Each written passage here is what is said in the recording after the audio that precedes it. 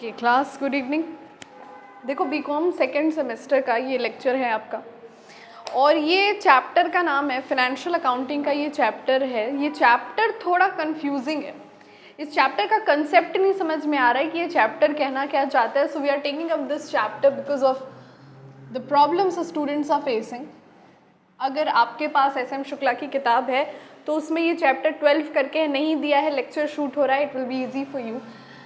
Chapter का नाम है concept of income and it's measurement. मतलब आय की जितनी भी,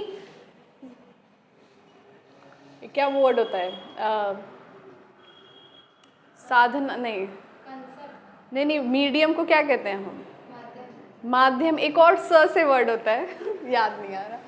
ठीक है, तो आय का मतलब इनकम का जितना भी सोर्स होता है, हिंदी वर्ड है से याद नहीं आ रहा, उसको और उसकी मेजरमेंट कैसे की जाती है। स्रोत is that word. Let's see.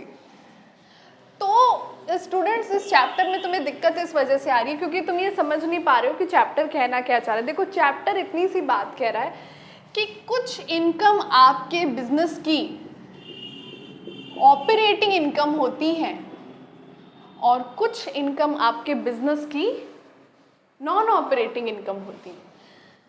अगर तो तुम्हें 12th वाले दिन याद है जिधर तुम लोगों ने कैश फ्लो पढ़ रखा था, वहाँ दो चीज़ें होती थी। नॉन ऑपरेटिंग में हम इन्वेस्टिंग और फिनेंसिंग को डाल दिया करते थे। अंतिम में बचता था जो एक, उसका नाम ऑपरेटिंग इनकम ही था, जहाँ से ग्रॉस प्रॉफिट या लॉस या नेट प्रॉफिट या लॉस की इवैल्यूएशन आप करते थे। तो छोटा मोटा जो एक अंडरस्टैंडिंग के लिए तुम्हें डेवलप करना है वो ये चीज़ है कि ये चैप्टर बात करते हैं कि इनकम कितनी तरह का हो सकता है और क्या हर इनकम एक ही मापदंड पे देखा जाएगा। भाई सिंपल सी एक बात समझो, अगर एक व्यापारी सेल्स करता है तो क्या जो जितना अमाउंट उसने सेल किया, मान के चलो एक हाइपोथेटिकल फिगर लेते हैं, 20 लाख, 20 रुपये, हाइपोथेटिकल 20 रुपये का सेल किया है, तो क्या ये पूरा उसका नेट प्रॉफिट है? ठीक है, तो क्या ये ग्रॉस प्रॉफिट है? बिल्कुल नहीं। जब तक आप ये नहीं डिसाइड कर लेंगे कि उसके परचेजेस और डायरेक्ट एक्सपेंसेस क्या थे, तब तक आप ये नहीं कह सकते कि उसका ग्रॉस प्रॉफिट 20 रुपये। पता चल गया कि परचेजेस 8 रुपए के थे, डायरेक्ट एक्सपेंस 2 रुपए के थे, मतलब कुल खर्चे उसने 10 के किए, तब यहाँ पे कह सकते कि जो उसकी कमाई हुई ना 10 रुपए की हुई। पर क्या यही अवधारणा, क्या यही तरीका आप अगर किसी कंपनी से डिविडेंड प्राप्त कर रहे हैं वहाँ लगा सकते हैं? बिल्कुल नहीं लगा सकते। आपका सॉलिड जो डिविडेंड का अमाउंट है वो टैक्सेबल है भाई, और वो इनकम फ्रॉम अदर सोर्सेज है। मतलब अगर हम किसी कंपनी में 10 लाख लगाए और उस कंपनी से हमने 10% का डिविडेंड प्राप्त किया है, तो ये 10% के डिविडेंड को खड़े खड़े टैक्सेबल कर दिया जाएगा। अगर 10 लाख का है तो 10% मतलब 1 lakh, it will be completely taxable. वहाँ से उस डिविडेंड की अमाउंट को हम खड़ा इनकम मानते हैं, हम वहाँ से कुछ डिडक्ट नहीं करते हैं।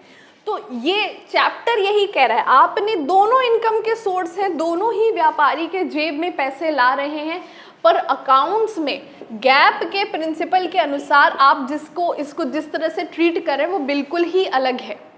अच्छा, तो कंसेप्ट ऑफ इनकम तो समझ में आ गया कि भाई देखिए दो तरह के होते हैं, operating, non operating, and this is how we are going to deal with each one of them.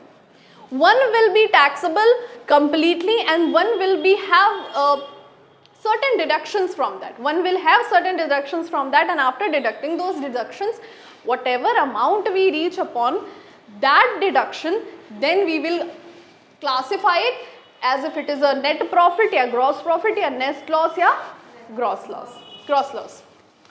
अच्छा, अभी हम बात करते हैं मेजरमेंट क्या। देखो, कोई दायरा नहीं है कि मेजरमेंट कैसे है, कितना है। छोटी सी बात, तुम्हारे सिलेबस में 2 मेथड के नाम दिए गए। पहला मेथड, अगर तो तुमने 12th में गुडविल का अच्छे से पढ़ाई किया है तो वहाँ पे एक नेट एसेट का मेथड आता था, नेट वर्थ का मेथड आता था, कैपिटलाइजेशन मेथड होता था वो, जहाँ पे आपको कैपिटल एम्प्लॉयड निकालना होता था और उस कैपिटल एम्प्लॉयड का नॉर्मल रेट ऑफ रिटर्न से आप कंपेयर करते थे कि एवरेज प्रॉफिट कितना, नॉर्मल प्रॉफिट कितना, दोनों का डिफरेंस सुपर प्रॉफिट होता था। उसमें ये चीज़ आती थी नेटवर्थ। एक तो ये मेथड होता है, दूसरा जो मेथड होता है वो होता है matching of revenue and cost. अच्छा, इसको समझाने से पहले एक बात मैं बता दूं कि पूछे जाने के चांसेस इसके ज़्यादा हैं। नेटवर्थ के पूछे जाने के चांसेस रेवेन्यू कॉस्ट से बहुत ज़्यादा है। अब पहले नेटवर्थ की बात करते हैं हम, फिर हम रेवेन्यू कॉस्ट पे आएंगे। देखना ज़रा,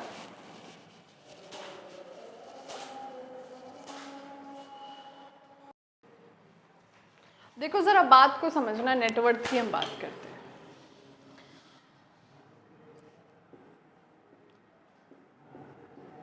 एक बैलेंस शीट की अगर हम बात करते हैं तो बैलेंस शीट में ये आपका जो साइड होता है किसको रेफर करता है? लायबिलिटीज को। 11th के स्टूडेंट्स जब पढ़ते थे पहले, अब तो ड्यू टू स्टूडेंट डिमांड हमारा 11th 12th बंद करना पड़ा, ग्रेजुएशन के बच्चे उतने हो गए। जब पढ़ते थे लाइबिलिटीज, उनको मैं याद कैसे कराती थी, बोलते देखो L for left, L for liabilities, तो जो बच गया वो ऑटोमेटिकली क्या है? एसेट्स है। इस लाइबिलिटी में 2 तरह की लाइबिलिटी आती है। 11th में अकाउंटिंग इक्वेशन का एक चैप्टर हुआ करता था, अगर वो याद रहेगा तो ये बड़ा जल्दी समझ में आएगा। पहली लाइबिलिटी का नाम ही क्या था? Very good, capital. स्टूडेंट्स, ये कैपिटल आपकी होती है इंटरनल लाइबिलिटी। भाई एक बात समझो, कैपिटल को हम अगर लाइबिलिटी कंसिडर ना करें तो ये जो कंसेप्ट होता है, जो पहला ही कंसेप्ट तुम अकाउंट्स में पढ़ते हो सेपरेट एंटिटी या बिजनेस एंटिटी का, वो कंसेप्ट ही पूरी तरह से डिफीट हो जाएगा। If you are not considering capital as an internal liability, that entire concept of business entity will be defeated. Why? Because हम कहते हैं कि बिजनेसमैन और बिजनेस 2 अलग इकाइयां हैं, 2 अलग एंटिटीज़ हैं। इस वजह से बिजनेसमैन द्वारा लोन जो बिजनेस को दिया जा रहा है, जिसको आप कैपिटल कह रहे हैं, वो भी एक तरह की लाइबिलिटी है। रीज़न वाई हम इंटरेस्ट ऑन कैपिटल बिजनेसमैन को प्रॉफिट के अतिरिक्त देते हैं। इसके बाद जितनी चीज़ें आती हैं, आपने बैंक से बोरोइंग ले रखी, आपने डिबेंचर्स ले रखे, आपके कुछ क्रेडिटर्स हो गए हैं, कुछ बिल्स पेबल भी हो गए हैं, ये मुख्य मेन जो लाइबिलिटीज़ होती हैं। और एक I am forgetting which one was that, या bank loan I have not written, या बैंक ओवरड्राफ्ट कहते हैं, क्योंकि जैसे जैसे हम नीचे की तरफ बढ़ रहे हैं तो हमारी लाइबिलिटीज़ और करंट देखने मिले आपको, कंसेप्ट भी जस्टिफाई हो। तो ये जितनी चीज़ें आप देख रहे हैं स्टूडेंट्स, हाँ, ये आपकी बन जाती हैं एक्सटर्नल लाइबिलिटीज़।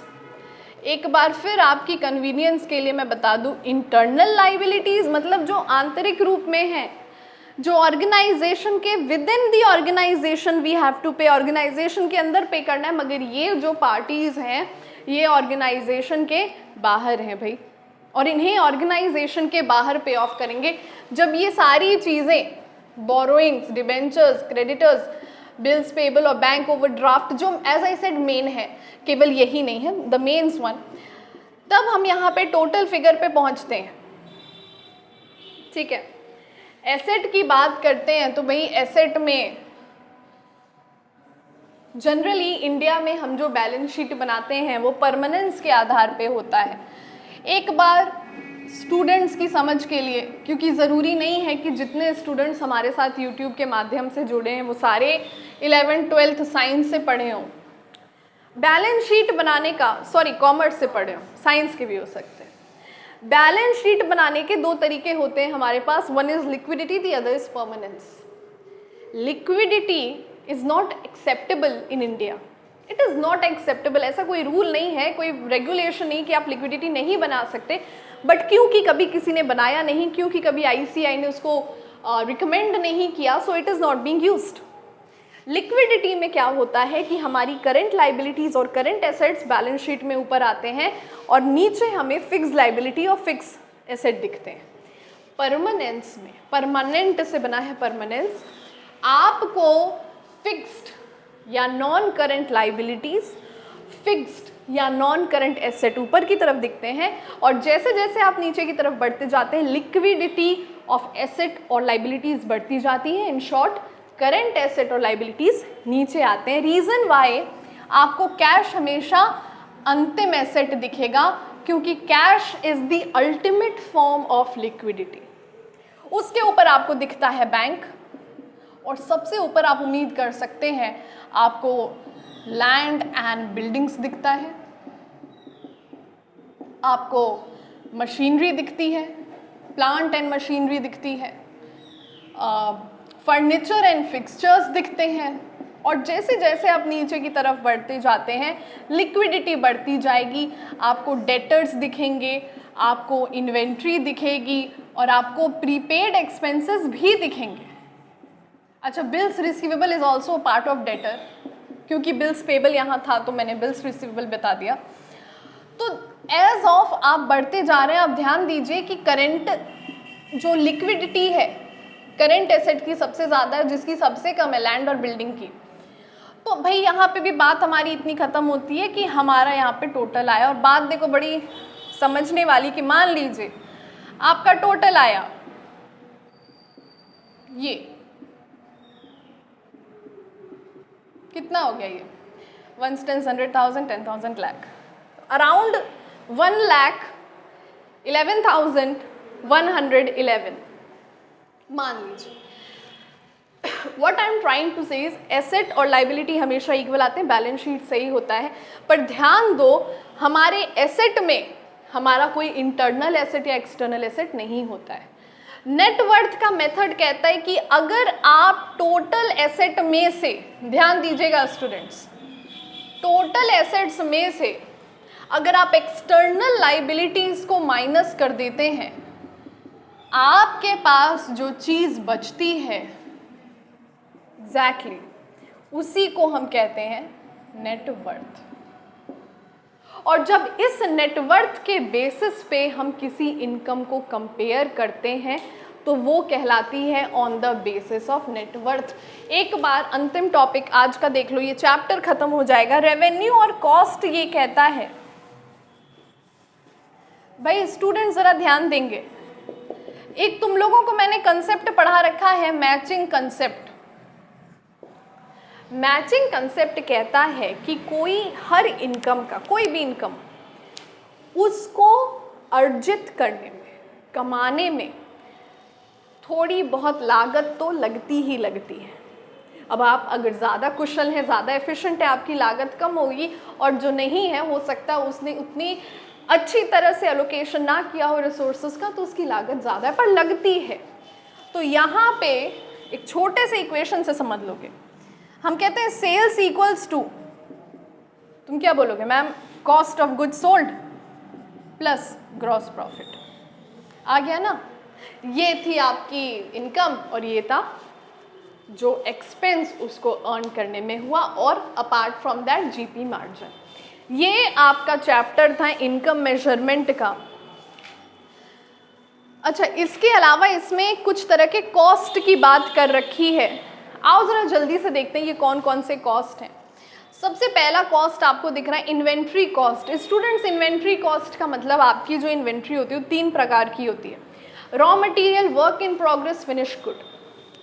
रॉ मटेरियल मतलब एकदम कच्चा माल। पेंसिल बनाते हैं हम तो लकड़ी और डाई और ग्रेफाइट अलग अलग रखा हुआ है, ये रॉ मटेरियल है।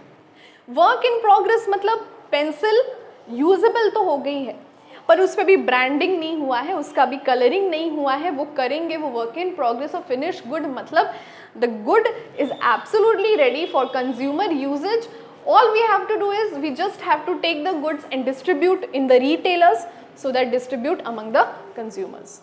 अच्छा, उसके बाद है intangible cost. देखो intangible cost का मतलब है गुडविल.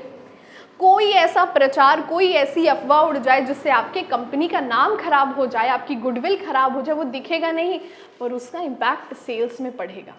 Intangible cost. और अंतिम है इम्प्यूटेड कॉस्ट. देखो इम्प्यूटेड कॉस्ट का मतलब ये होता है वो कॉस्ट जो ऑर्गेनाइजेशन के अंदर दी जाती है. मान लीजिए 3 पार्टनर्स हैं, ए बी सी. बी उसमें से चार्टर्ड अकाउंटेंट भी है, तो ऑर्गेनाइजेशन को चार्टर्ड अकाउंटेंट तो नहीं हायर करना पड़ा, बी चार्टर्ड अकाउंटेंट का काम करता है, मगर इस वजह से वो प्रॉफिट में अपनी हिस्सेदारी अपने टोटल रेशियो से 20% और अधिक लेता है. तो ये जो 20% अधिक वो ले रहा है वो क्या बन गया? Imputed cost. और अगर यही हम बाहर के सीए को देते भले वो ऑर्गेनाइजेशन में, तो वो होता था explicit cost. Is that okay? With that being said, ये चैप्टर हुआ over. Thank you students. Note down it.